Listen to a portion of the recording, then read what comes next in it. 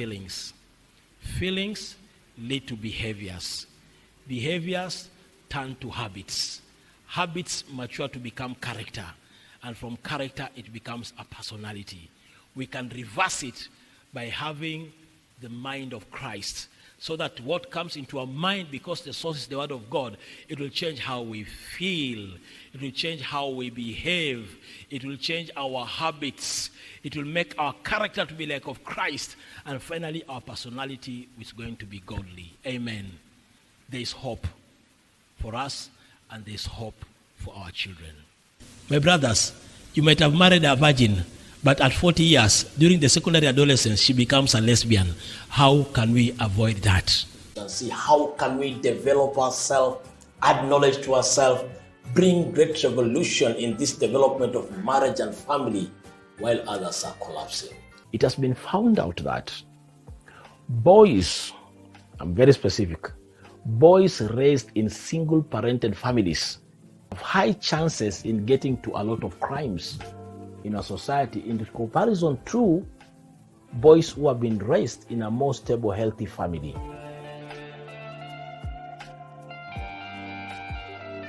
For men, love is commitment, it's not a feeling. And sex for men does not mean necessarily love. If I'm thirsty and I drink water, does it mean I love water? That's the mind of a man. Research has found out that healthy marriages produce healthy children and healthy family members as far as their mental and emotional experiences are concerned. And so we come into this world ruined creatures. We come into this world creatures who are in danger of eternal damnation, the eternal wrath of God. Every single human being comes into this world bearing the sin of Adam, both its corruption as well as its penalty. Yes. So sin is not something that that comes to us after we are born. It's something we come into this world with. That. Yes, welcome once more. This is Moment with Christ coming to you each and every Wednesday from 8 to 9. I'm happy and excited knowing that from where you are today, you can be able to connect with us so that we can learn together, we can add value to ourselves, and also we can increase knowledge and wisdom to ourselves. It's none other than Reverend Collins, a certified mediator, life coach, marriage and family coach. Not only that, a professional speaker. I'm very happy for all of you. If you can be able to get a transmission, probably you are in Kenya, one of the cities you are in diaspora, just type and tell us where you are watching us from and where you can get us from. This is very key and very important.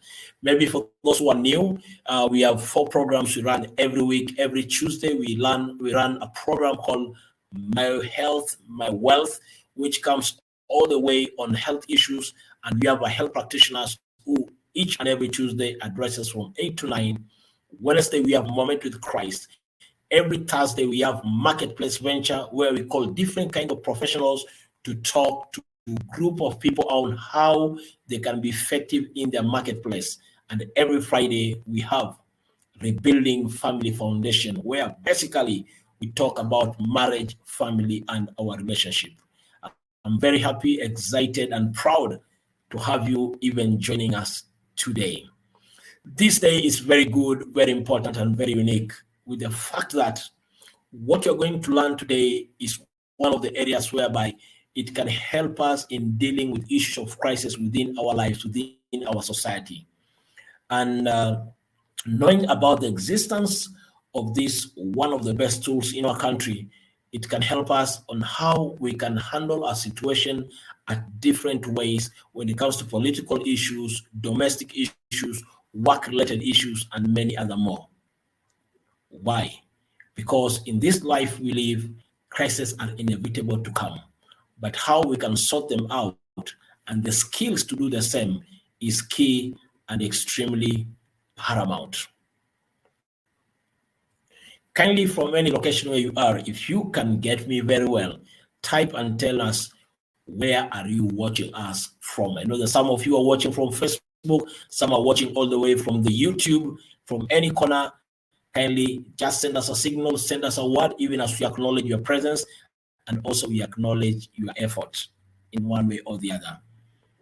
Now, as we have been learning on different kind of things at different time, those who have been following us up in some of our programs, we have been doing like the marketplace venture, which also tomorrow we'll be having one. We have been having different speakers coming in, challenging us, and also inspiring us on why we need to sharpen our skills, our talents, and our gifts towards becoming better people by the end of the day.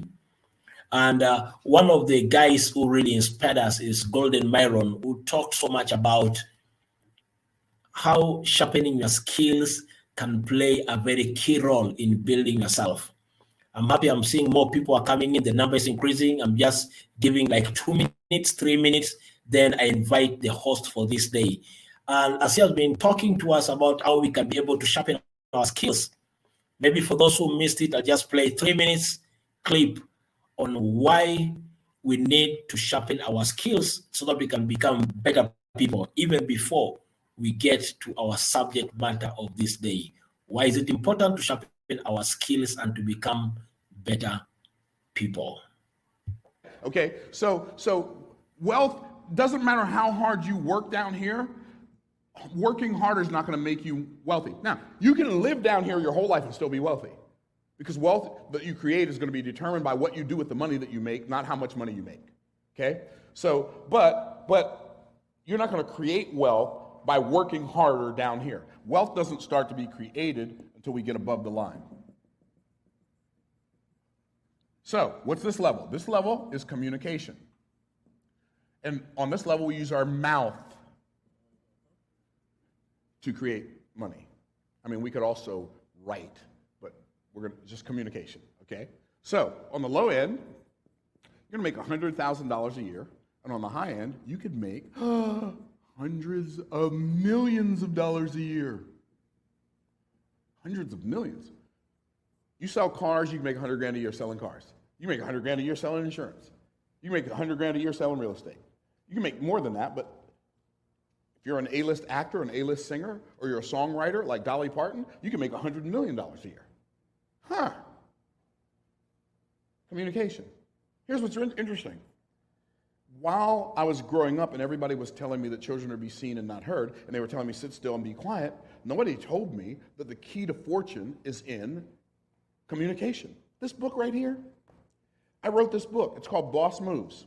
And boss is not me bossing you around. It's certainly not you bossing me around, so let's don't get it twisted. Okay, so it's called Boss Moves. Boss is an acronym that stands for Business Optimization Success Secrets, or if you're referring to a person that's a boss, Business Optimization Success Strategist. That's a person who's a boss, right? So we show people how to optimize their businesses.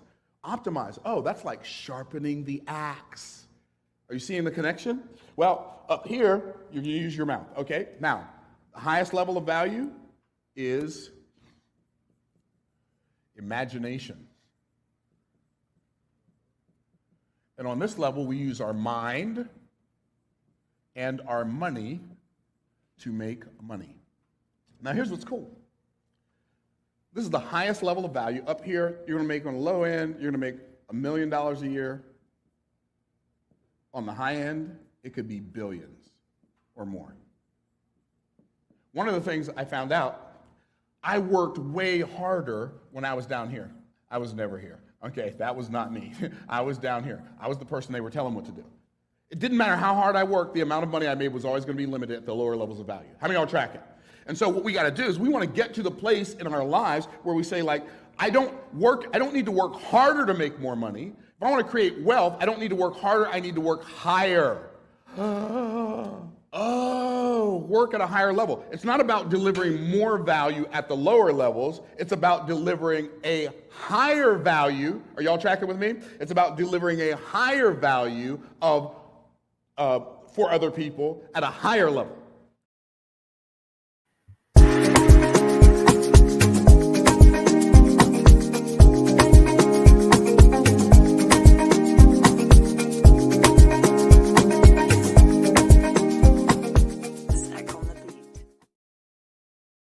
Don't miss our tomorrow program, which will be talking more about the episode I've just lastly shared with you. Today is a great day, nice day. I'm very excited with some of the people who are just writing their comments today. I'd like to appreciate Janet Ndungu saying, watching all the way from Nairobi, Kenya. Thank you, Janet Ndungu. We have Hendra Patel watching all the way from Mombasa. I appreciate Hendra Patel, mediator. Also, we have someone else, Jane Gaganwala from Nyeri, Kenya. Thank you, Jen. I really appreciate you. We have Mr. Walter from Nairobi. Please, if you can get us and you're joining us, tell us where you are watching us from. Now, today we have a guest who is together with us in this forum today. There are a lot of things happening in Kenya. Today we had Mandamano. Tomorrow it shall proceed up to Friday.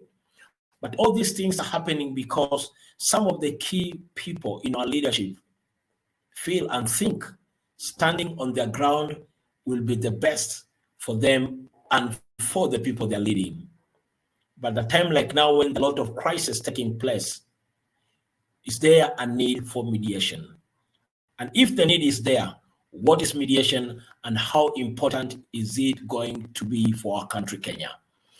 Today, I have the president of East Africa in our world and the field of mediation, who is going to be our guest and is going to share with us a lot of the reason why we need or we might not need mediation in our country. Let me invite at this particular time the president of East Africa Mediation, Mr. James Magerere. Kindly switch on your microphone as I invite you. Thank you. Karibu sana. Thank you very much, Collins, and I hope everybody is getting me. Yes, I'm excited to be here this evening, and it's my joy to share with people knowledge about alternative ways of resolving conflict, because conflict is part of our lives, and we cannot avoid conflict. In fact, they always say that when the moment you stop engaging in conflict is when you are dead, when you can't breathe anymore. But so long as you are breathing, conflict is part of our lives. The good thing about it is that sometimes there's good conflict and there's also bad conflict. The only difference is that how do we respond to conflict when it occurs? Because if we respond to conflict constructively, we say we are conflict competent. If we respond to conflict destructively, we are conflict incompetent. And that's the moment we start realizing how bad conflict is.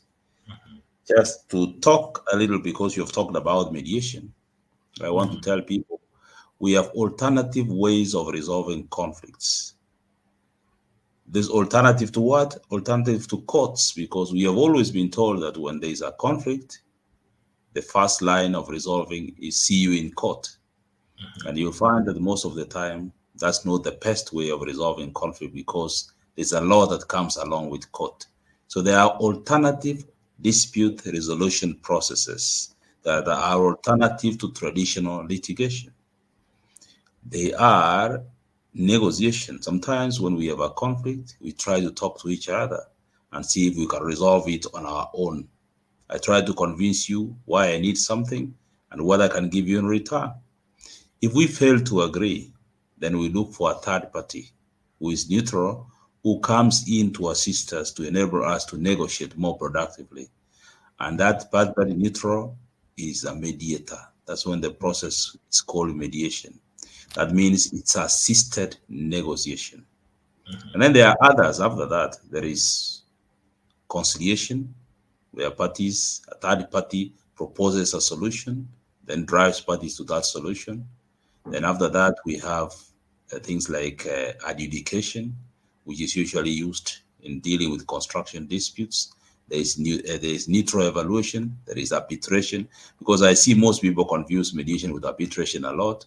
Yeah. Arbitration is a quasi-judicial process, just like a court of law, where an arbitrator is a private extraordinary judge who sits, listens to the parties, examines the evidence, and makes a decision we call an award, which is equivalent to a judgment. So it's very important for us to know all those differences.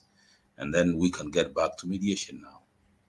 Thank you. Thank you very much. That's clear, because you have started by giving us different methodologies which can be used in dealing with crises in case they come, and actually crises are inevitable to come. Maybe let's get back to mediation, because there are some people are viewing today, it's their first time to hear about mediation, probably their second time. The first time they heard about it was when Kofi Annan came to Kenya. But today we have many people, even some in this platform today, who through your hand and your organization have been trained to be competent mediator. What is mediation? Maybe you can start helping us from that point, so that somebody today can be able to know, in Kenya, we don't need Kofi Annan anymore. We have great men and women who are competent to deal with situation. What is mediation, and why do we need mediation in our society? Just to start from the point where you've just talked about Kofi Annan. Kofi Annan did not mediate and dispute in this country. What Kofi Annan did was conciliation. Kofi Annan found a country that was breaking apart, the stage where we are right now, where there were two protagonists fighting over the outcome of elections.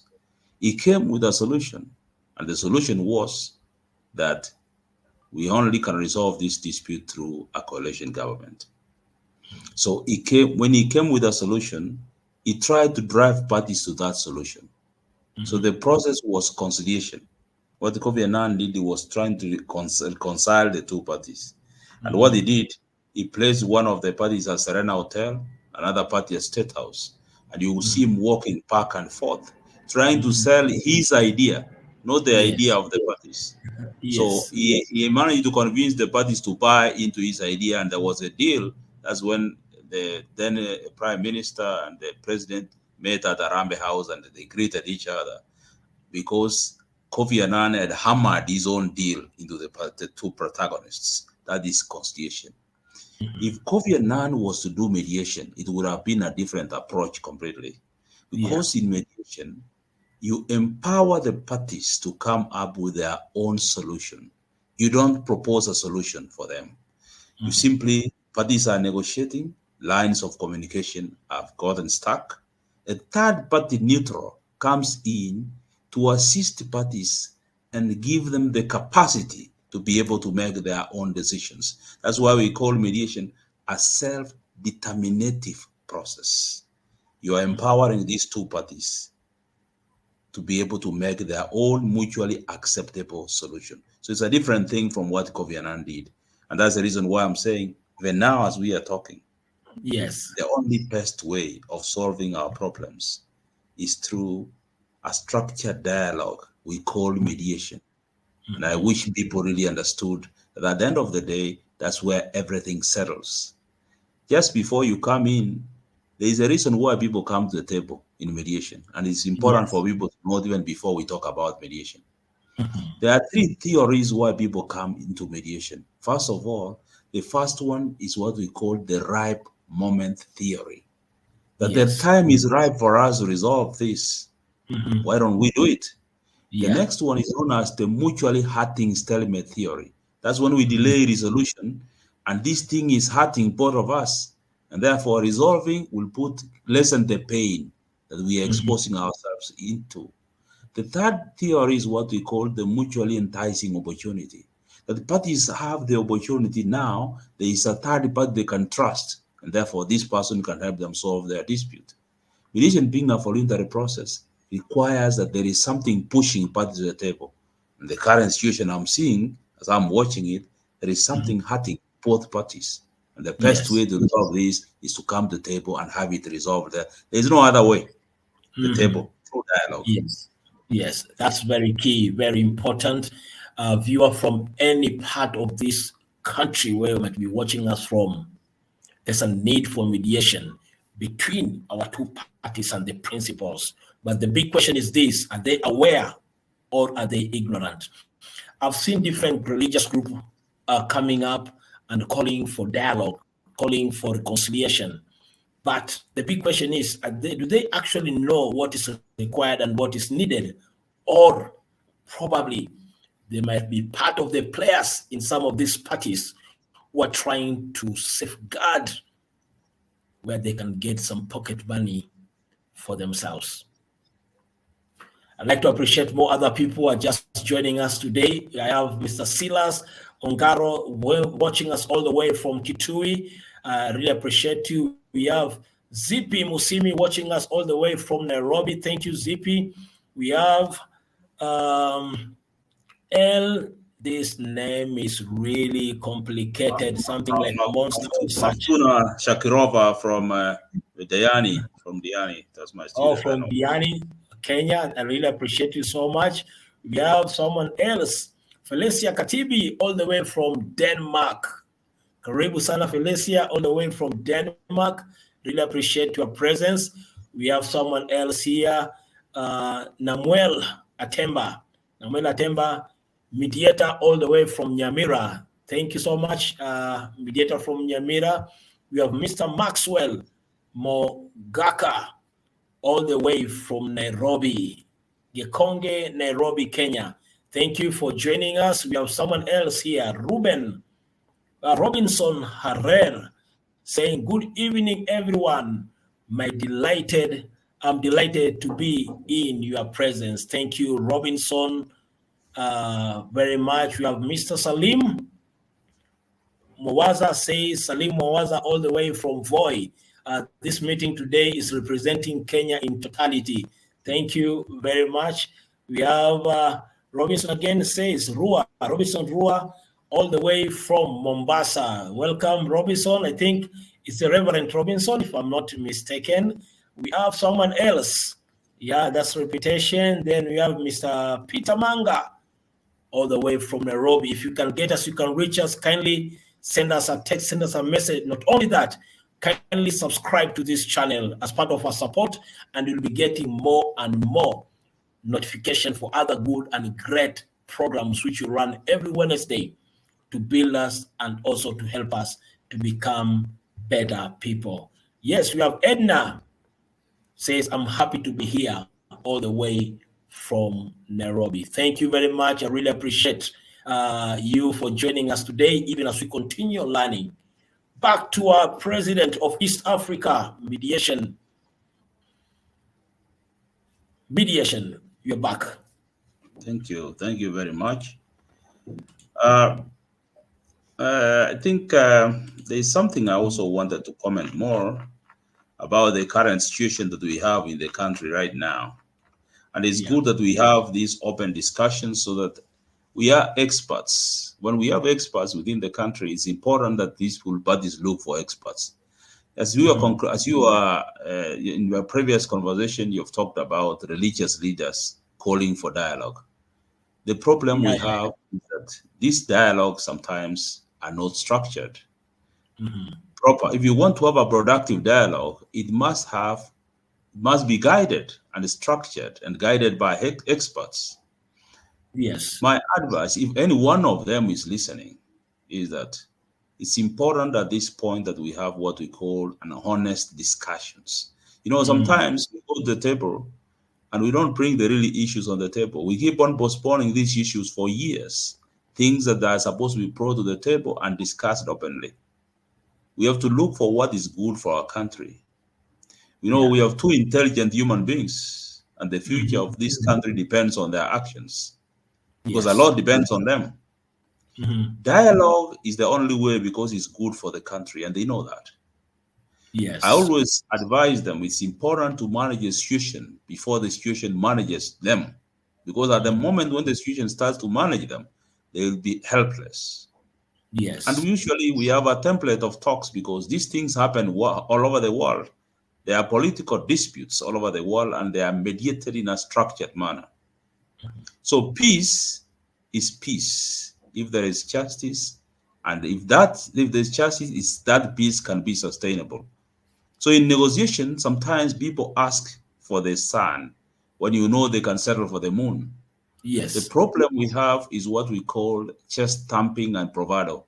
If we want to have a productive dialogue, there are things that we must avoid, like chest thumping and bravado. Yes. If we look at countries like the US, when they have an issue, they usually sit down as brothers and sisters and resolve it. If something happens, even during elections in the United States of America, between the Republicans and the and the Democrats. Everything is put away in the park burner, and they Yes. focus on what is important for the country. Mm-hmm. And therefore, even for the talks that have always been taking place, the other day I was on KTN during a news interview, and I've always repeated this. I've been in KTN for 2-3 times. I've always said, all over the world, people do not resolve their disputes using the stick. What is usually required is an organized and a structured dialogue. And there's no alternative to that. People go fight to do everything they want, and at the end of the day, they simply come back to the table. So why should you just take a long route when you can go directly to the table, put all those things in the open, be assisted by experts, and have them resolved? And I'm sure there are so many people in this country who are experts. Even today, in the world where we are right now, in this forum, there are so many people who have experience and have expertise in this, who can be able to resolve these things productively. Yes. My colleagues from outside, because I sit in these international forums, I'm in the United Nations panel of mediators in the Office of the Ombudsman. I sit in the International Mediation Institute as a board member in the Netherlands. Yes. I'm a governor in the International Academy of Mediators in the US. When they look into our country, where we have experts, that we are in a crisis on something that we can be able to solve, it puts us it gives a very bad picture out there. And that's why, at least, even if we may not be politically relevant and we cannot be recognized, but indeed we are experts, why don't these people organize a forum, invite experts to assist them, and we resolve these things, this issue for posterity? Because most countries have gone down because of very simple issues like what we have. I remember one day I was training in Cuba. Yes. Something broke out. Skirmishes. Yes. The journey from the hotel room where I was training right to the place where I was to get to the airport appeared to be around 100 years along the way. When there is peace, you can ask our friends in Mogadishu. Yes. When there is no peace, you cannot enjoy even the money that you have. So peace is important, because conflict itself as a type of metamorphosis. Conflict starts with avoidance. People don't want to discuss about it. Then it graduates into confrontation. What's happening right now, the conflict at the level of confrontation. Yeah. After that, it goes into violence, and then it gets out of hand. There's a level at which people can be able to handle this conflict, a level which is manageable, and that level is now. So let's take that.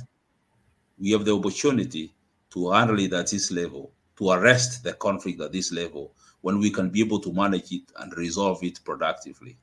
If it reaches a point where we can't be able to manage it and the conflict is managing us instead, it will be too much. Yeah. Then, that's what I can say. What do you think we can do? Because it seems like our political leaders at this particular point, as others are calling for dialogue, I believe there's some of our religious leaders who are calling for dialogue now. They don't have totally no power, because they compromised from the word go when the new government was forming. However, we have seen other group of religious leaders, and among them we have experts like some we have today, who can be able to call for a shot. What do you think we can do so that mediators can have access to help the political leaders, at least to know that we have experts around and something need to be done? Because this time it's really interesting. The other day I saw even the leaders for Legio Maria calling for dialogue. It has come to that level, and it's really interesting, because everybody is seeing something is extremely wrong. But from a political divide, it seems like everybody's right in his own way. You see, if you have an intention of going to mediate this dispute, first of all, you must establish the ground of neutrality, even the comments you make, because impartiality and neutrality is something that you develop, because perception is also another very interesting thing. If you make, I remember one of the politicians in this country was going to resolve a dispute in between Alzan Qatar and this was in it was, which country was this, in West Africa? He made a comment before he left the country that the only way that that dispute would be resolved was through the use of ECOWAS forces. And that information, the information got to the ground. Yes. It was Cote d'Ivoire, I think. So by the time he was arriving in Cote d'Ivoire, people were already demonstrating because they already associated him to be partisan. He had already made a comment that made him appear to be partisan, and therefore he could not be able to help parties resolve disputes. So even our religious leaders, for them to establish a ground where they can be perceived to be neutral, they must be very careful about what they have done previously. I remember at the time when this conflict was building up, most religious leaders appeared to be partisan. Some of them, I don't know if it's true or false, were said to be receiving an envelope from somewhere. Some of them were making statements that appear to be favoring one side of the political divide. If you are going to help parties resolve disputes, if you are going to position yourself to be a mediator, then you must establish neutrality right from the beginning, from the time the conflict starts to develop. Because if at all one of the parties has a perception that you have conflict of interest, or you have already taken a position, it will be very difficult for this person to trust you. And if they don't trust you, there is no way you can help them solve the dispute. That's why I have seen religious leaders now come in at this particular moment. But I want them to step back one step, look back, and examine any of their previous statements. If they haven't made a statement that was partisan, they lost their neutrality. And therefore, at that point, they cannot be able to assist these parties to resolve the dispute. That's why some countries have to look for people from outside the country to come and help them resolve the dispute. Because those ones within the country there is a perception of issues to do with the conflict of interest. But I also want them to know that we have experts, professional mediators in this country who have been trained and who know how to deal with the issues to do with impartiality, we deal with a conflict of interest and elements of stereotyping. So if you are able to manage that, it's very easy for you to come in and help these parties resolve the disputes. And I'm sure we have about 100 highly qualified mediators in this country who understand very well about why it's important to maintain the position of neutrality and why it's important for us to have peace. So if you can be able to establish that environment, you can assist these two protagonists. Only if they don't have, the problem we have also in this country is on issues to do with tribalism. If you belong to a particular tribe, you are regarded to have taken a position even before you take one. Mediators like us do not belong to any political parties. And I told the mediators I trained that you do not belong to any political party or tribe or gender, because you might be called upon any time to resolve the dispute. So we work very hard to create an environment where we demystify that perception of partiality. So if they can trust that we are impartial, then we can be in a position to structure this conflict and help them resolve it. This conflict is not something you just call parties to the table. When the two protagonists were calling each other to the table, I sympathized with them, because was that mediation? I don't think so. That was direct negotiation, because these were from two different political divides, and they were each had their own positions. There was no third party to assist them. To assist them manage the conversation. Okay, so they were throwing pubs at each other, and therefore that was not properly structured. And I knew it was going to fail, and it failed. That came to pass. If they go back to the table again under the same structure, they will not succeed. So they need a third party or a group of people who are impartial and well trained and experts to be able to help these people resolve the dispute. There also another problem we have in Kenya here is people who volunteer themselves to mediate those disputes, and they have very little knowledge about what mediation is, only that they have good connections. Yes. Good connections are not enough.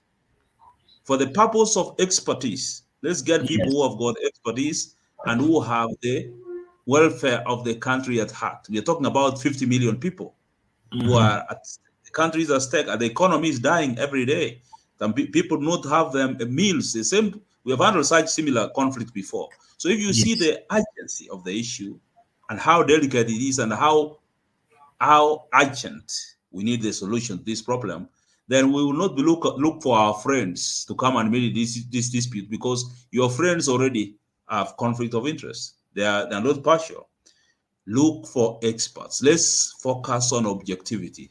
We look for experts who are totally impartial to sit with these people and help them structure the conversation well before we approach it.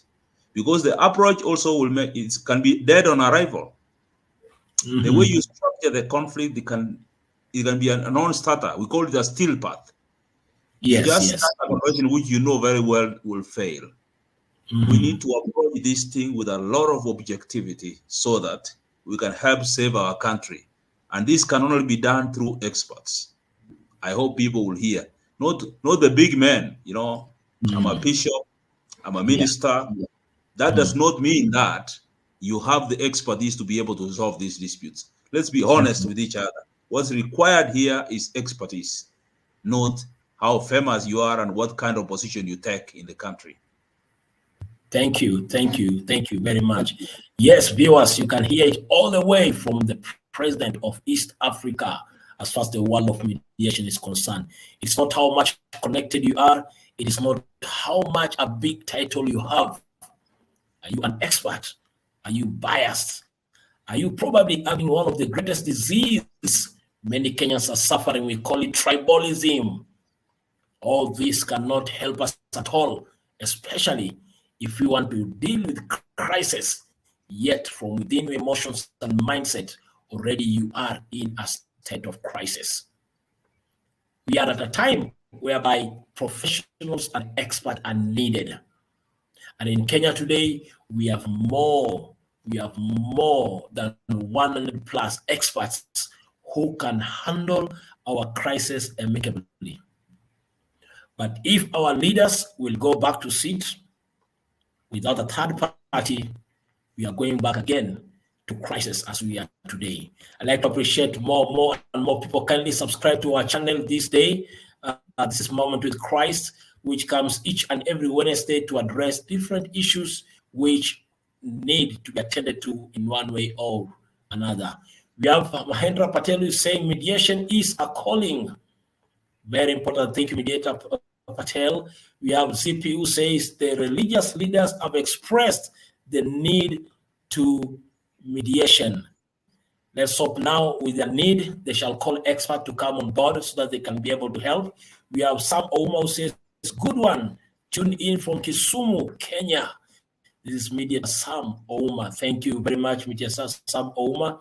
Now we have Bonnie who says, mediators here, happy to see distinguished mediators here.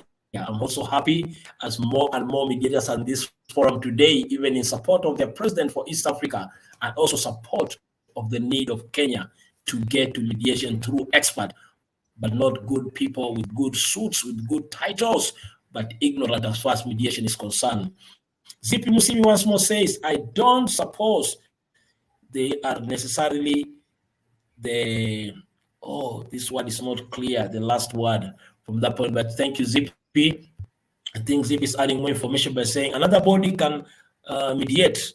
They can be approached and these suggestions given. James, you can write, LSK can express the interests. Yeah, let's hope something, a letter can be written, hoping that it will be read, and different groups will come in as third parties to help in one way or the other. We have Rehema Mutunda, who says, watching from Western Kenya. Thank you very much. We have Bolo Production, that's my son, watching all the way from 047. Thank you very much for joining our program from Nairobi. Hendra Patel once more continues by saying, interesting conversation. Mediation is a calling, and we need to start with peer mediation, especially in schools. We need to have some members in our future leadership. Thank you very much, Hendra Patel, for the comment. We have again Sami Mutuka, who says, watching from Nairobi, I'm grateful. Thank you very much. We have someone else, Shehe Legal, who says, Shehe Gladys, happy to be here. Congratulations to my lecturer. Thank you very much. It seems most of your students are around and joining this forum today. Watching from Kilifi County, Malindi, mediation is the way to go. Thank you, Shehe, once more. We have Lydia Maina saying, watching all the way from Nairobi. Thank you, Lydia Maina. Once more, Maxwell is back saying, those who have called for dialogue have manifested partiality. Yeah, it's a problem right now. There's need for impartial mediators without the slightest appearance of impartiality. Thank you very much. So these are great comments which are getting from different groups of people. Kindly subscribe to this channel so that next time when we have these kind of forums, you can be able to join us so that we can learn more and more and more.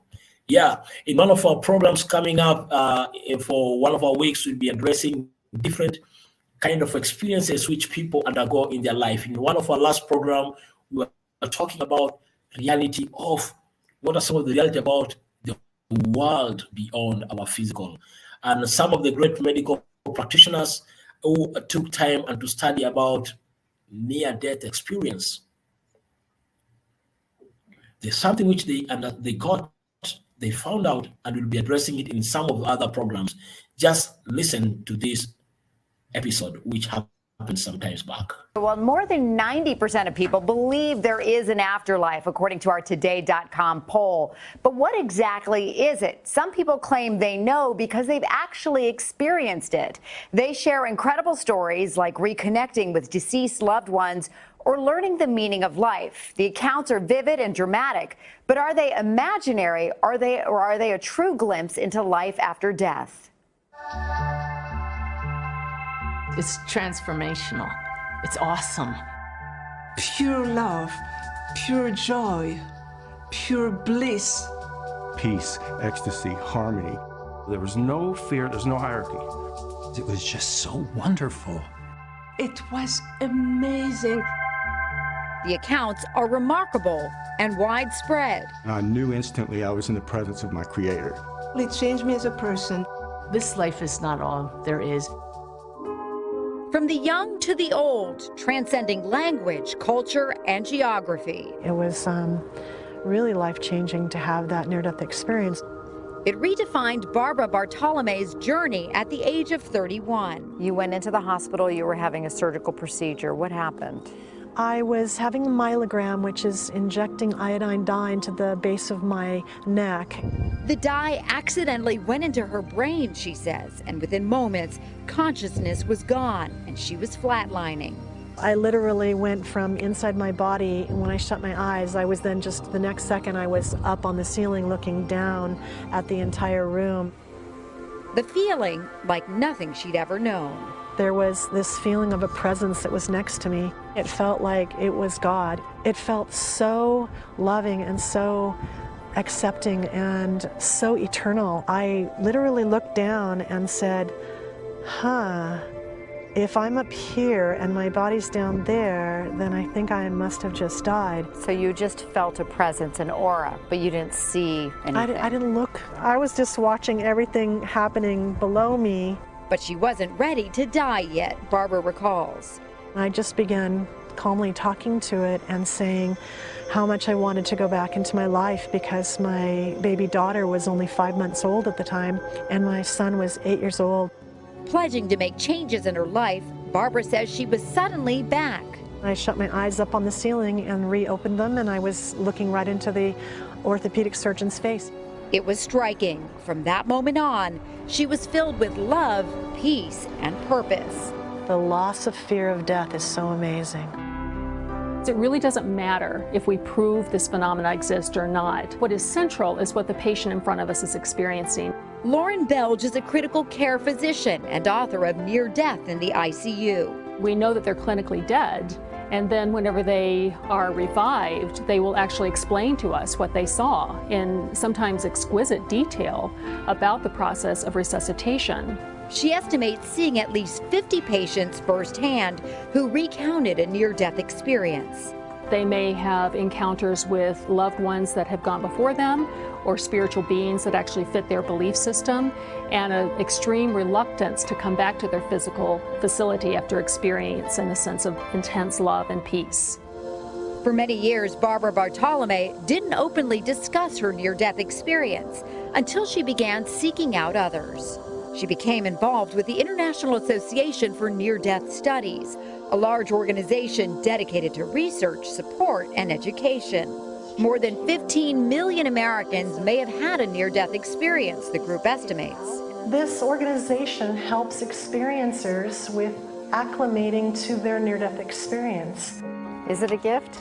It is a gift. Barbara now runs her local chapter. I realized that talking about my near-death experience is what I'm supposed to be doing. It's the peace that I'm supposed to give. It's the gift. For somebody who is possibly facing death right now, what do you want them to know? That they don't need to fear it. In completing her purpose, she's also spreading love, hope, and understanding. Doing your best to be a good person, I think, through your life here is all that you're really being asked to do. Now, there are many skeptics who believe these accounts are imaginary or hallucination or simply made up. Barbara and those in the near-death community just dismiss the skeptics. They say it is their truth and they know that it's real. So you may be wondering what the science says about it all. Is there a way to prove it? Well, in fact, there may be. Doctors and scientists are conducting new research in the field, and we're going to take a closer look at that tomorrow. Guys, back to you. Fascinating. Yeah, It really is. Yeah, and if it makes that woman feel at more peace, Sure. then, you know, who's to argue with that? Natalie, good seeing you. Thank you. Take care. Bye, Happy Nat. holidays.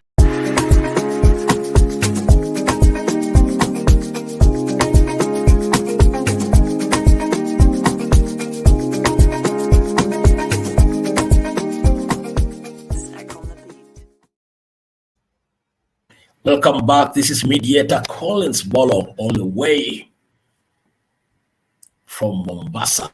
I'm happy and excited. Even today, as I'm transmitting all the way from Nairobi, though my base is in Mombasa, and today hosting our president for East Africa as far as our field of mediation is concerned. And there's a lot of things we've been learning. There's a lot of responses which I'm getting from a numerous number of mediators who have decided to join our program today and even giving their opinion.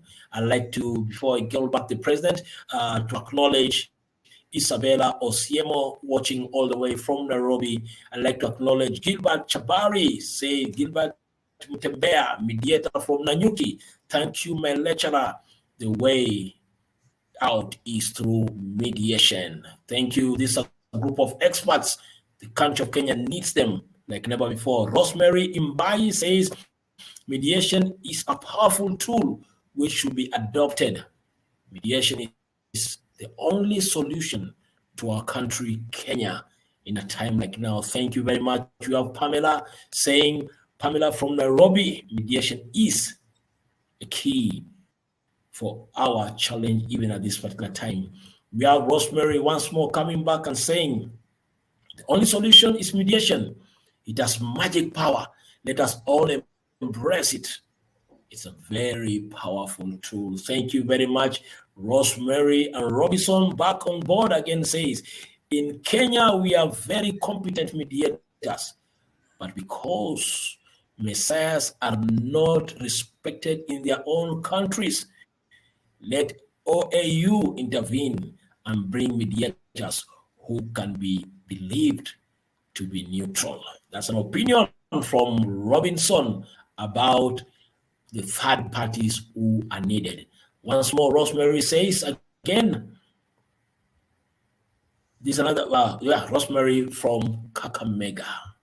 Thank you very much. I'm really happy. Please remember to subscribe to this channel today. If you won't do it, you really be unfair to the services which we are offering to the community in one way or the other. Now let me get back to our president as he continues to enlighten us.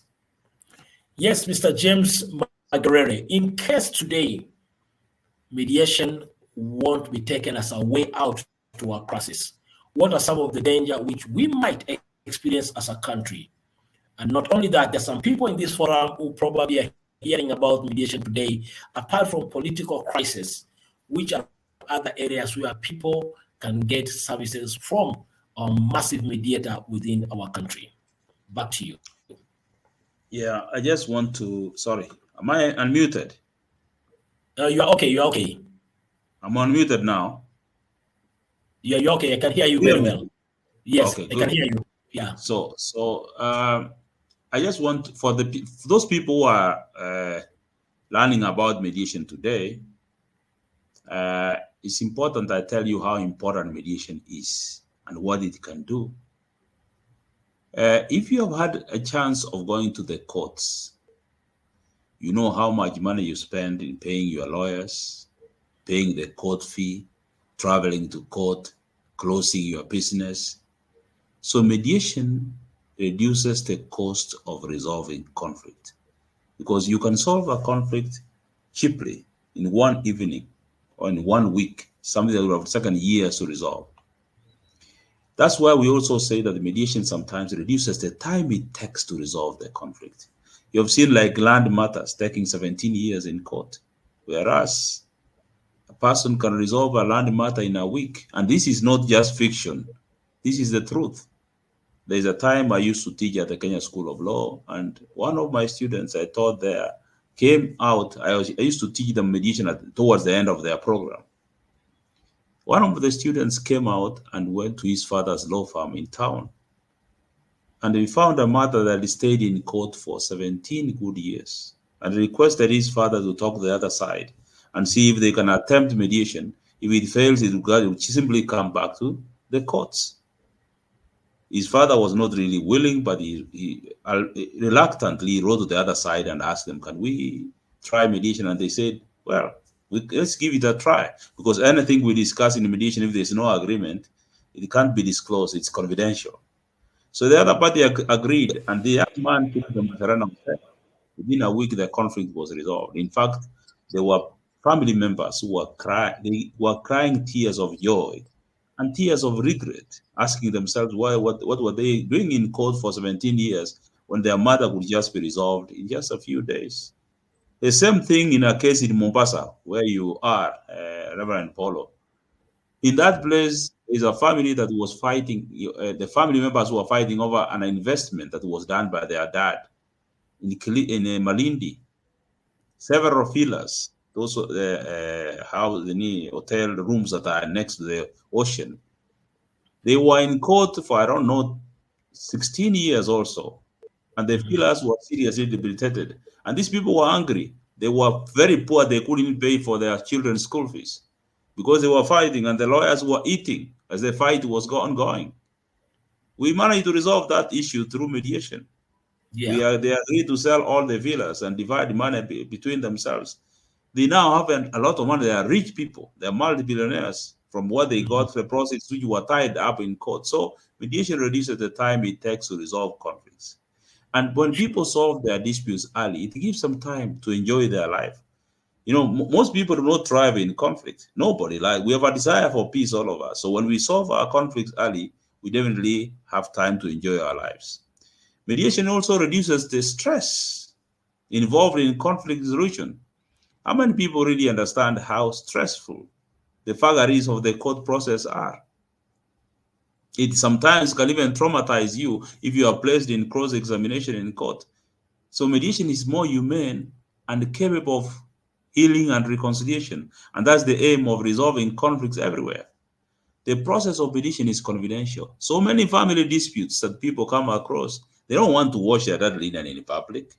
So mediation helps them resolve them undercover. so that nobody knows about your family problems. I'm sure those people who have attended this session today, they have their own family secrets that they may not want disclosed in an open court of law. So because of confidentiality, mediation can really help you a great deal in ensuring that you can resolve your disputes undercover, have them resolved, and nobody will even know about them. Even the companies themselves, the business people, nobody wants to wash their linen in public, because you only get business because of your reputation. It can mess up your reputation. Mediation also allows creative solutions. If you ever go to court, the courts will always look for the law and facts.